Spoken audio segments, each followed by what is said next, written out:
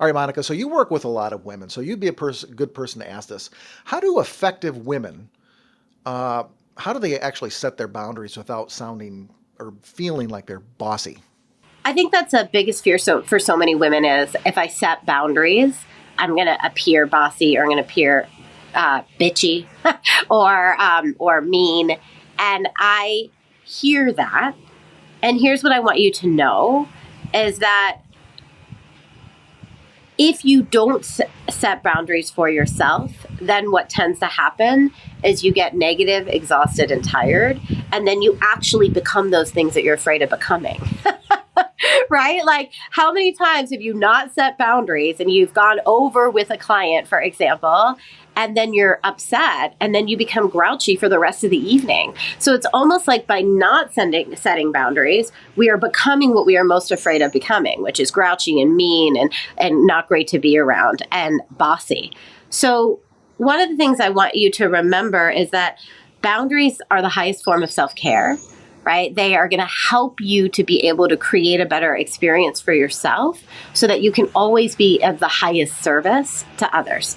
Because ultimately that's what we all want, is to be of the highest service to everyone we're speaking to.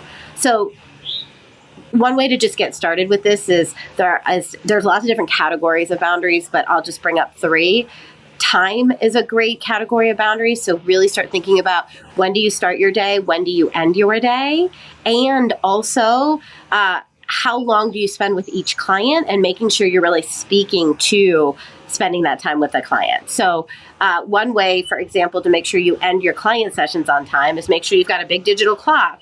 But then when you've got 5 minutes left in the session, make sure you announce to your client, hey, we've got 5 minutes left.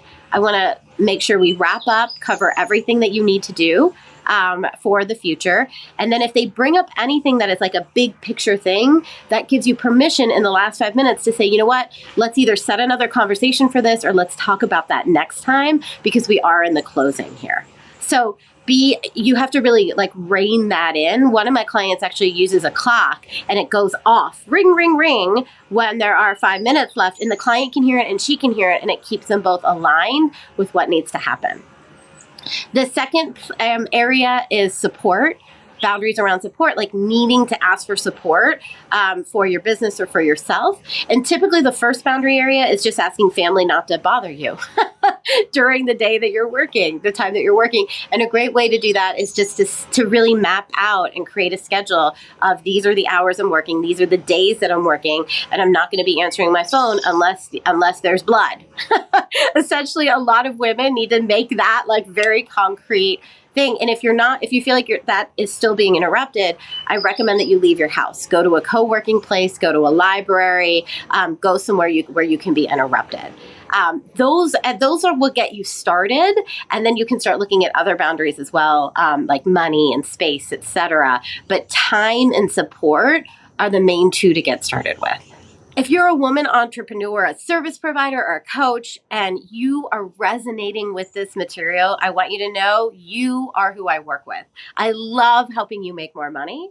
To reach out to us, go to revenuebreakthrough.com/talk, revenuebreakthrough.com/talk, and I'm so excited to chat with you.